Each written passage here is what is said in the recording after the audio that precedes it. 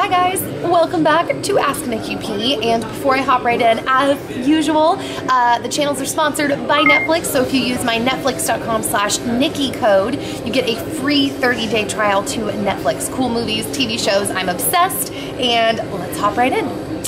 Hey Nikki, my boyfriend and I have been together for about 2.5 years. I wear a promise ring that he's given to me, and we plan to be married within the next year or so. We are 19 going on 20 and face a lot of comments that we are too young and that our marriage won't last for that reason. I know you and Dan were married when you were younger, and I was hoping you'd be able to give some advice on how to face the skeptics. Thank you so much. Okay, so a couple things here. First off, I might sound really dumb, because I know there is a lot of data that shows that people who get married younger, they have a higher divorce rate. But I personally, just from my experience, I don't think that marriage has to do with your age as much as it has to do with where you are in your life. And I think the same thing about kids, actually, because I have friends who, like, they got married really young and they just wanted kids right away, and it was a good timing for them. But then you look at me and I'm 26 and I don't think I really want to have kids quite yet. But at the same time, I got married at 20. So I think that all those things in life, this is really sad side note, my feet are actually going numb because I have my arch support and they're being squeezed in these boots. Isn't that pathetic?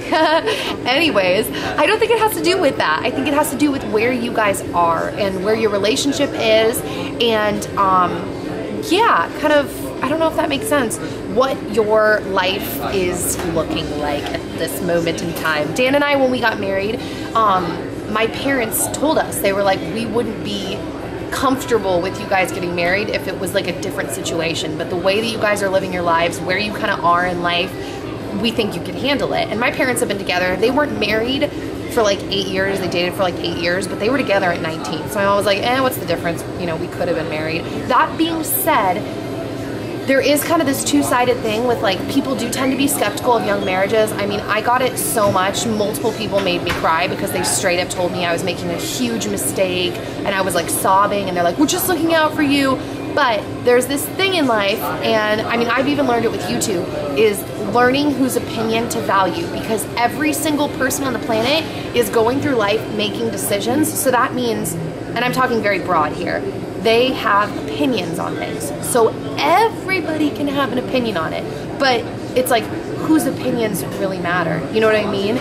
Like, someone could be like an axe murderer. It's like, are their opinions and choices really that relevant to your life? Probably not.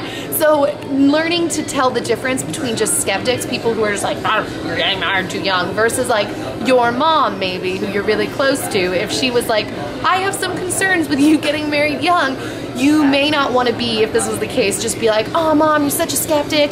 If I were in your shoes and that was going on, like a mom or a sister or a close friend or someone whose opinion you value, if they were saying that, I would sit down with them and be like, hey, I love this person, but I value your opinion and I love you too. And I wanted to know if you would be willing to tell me, like, your reasons as to why you're concerned, because I want to know and I value your opinion, and really mean it. So don't just go out to lunch with anyone, any Joe Schmo who's a skeptic, and be like, I value your opinion. I think I'm just kind of reiterating myself now, but that would be my thought on that, because some people's opinions, it's valid. Like I said, that being said, I don't think there's really an age. So yeah, let me know in the comment section, guys, also, like, your opinions on that and what you've seen, or if things have kind of, I don't even know. I'm now elongating, basically just saying, let me know your opinions, because I'm interested in hearing what you guys think.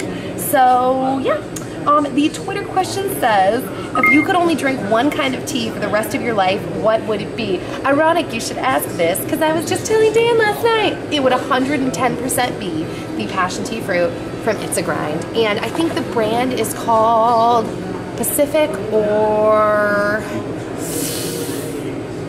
starts with a P. It's a yellow Paradise. It's called Paradise Tea. If you aren't anywhere near an It's a Grind, because I've gotten a lot of tweets from people saying, I'm not near an It's a Grind. So I still come to the It's a Grind even though I could buy it, because I like the atmosphere, I like the whole experience of getting a drink. But yeah, it's from Paradise Tea. So, and the personal question says, what is your favorite type of smoothie? If I'm gonna go junky smoothie, I like the Razzmataz smoothie from Jamba Juice. And if I'm making the smoothie at home, I like strawberries, blueberries, spinach, and orange juice. Super yummy, and yeah, that's it. So, that is the end of this episode, and I don't know, do you guys have anything important to say? No? Okay, good. So I will see you all next time. Send your messages and questions to asknikkiP@gmail.com, and I will see you guys later. Have a good day.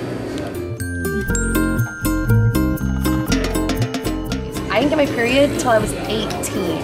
Isn't that crazy? You can reenact that face for them. Go ahead, show them again. Go. That's a good one with your big blue eyes.